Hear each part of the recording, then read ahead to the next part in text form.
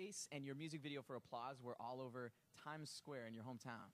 How awesome was that feeling? It was so surreal and crazy, and I have been gone for a while from radio, and I've been on tour around the world. Were you touring? You recovered?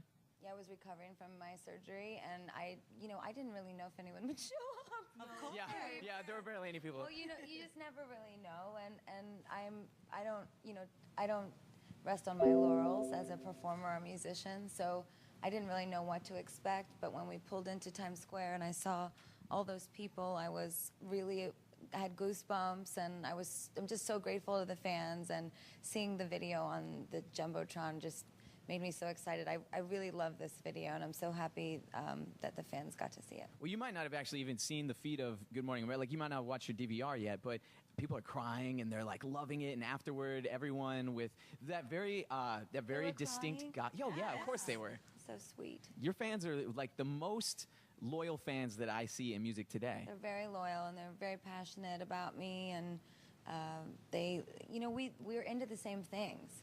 And that's why it works. And that's what I was holding my breath about today was, this video is very me.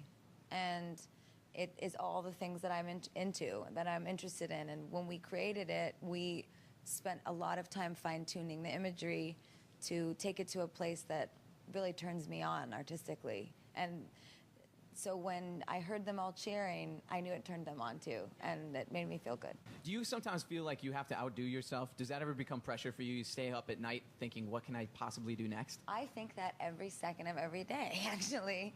It's like it's a recurring creative theme in my mind. How can it be more interesting? How can it be better? How can it be more exciting and relevant? And so how do you overcome that? Because I think that would be limiting to a lot of people. You would go, I just simply can't, and you'd wear yourself out.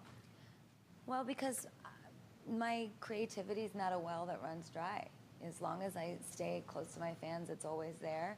And after the situation with my hip and everything, I had to really kind of sit down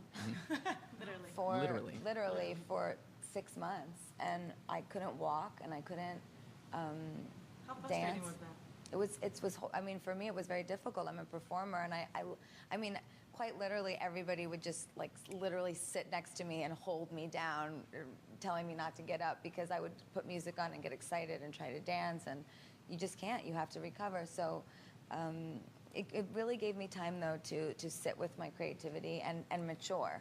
Sure. And think about what I've created before this moment and what I wanted to be the iconography in motion that people experience now, like looking at my whole career almost like a series of paintings. So in the video, it was meant that every frame is beautiful, that you can freeze it and put it on the wall. That was really the focus and aesthetic behind it. Every moment is a poster. That's really cool.